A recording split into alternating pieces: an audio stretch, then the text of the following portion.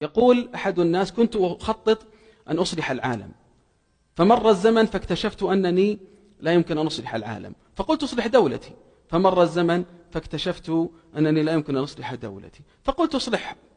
مدينتي، فمر الزمن فاكتشفت أنني لا يمكن أن أصلح مدينتي، فقلت أصلح حيي، فمر الزمن فاكتشفت أنني لا يمكن أن أصلح حيي، فقلت أصلح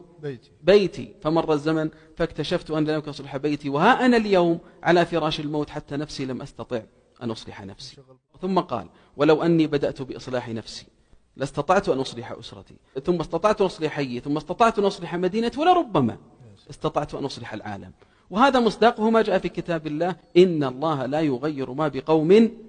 حتى يغيروا ما بأنفسهم.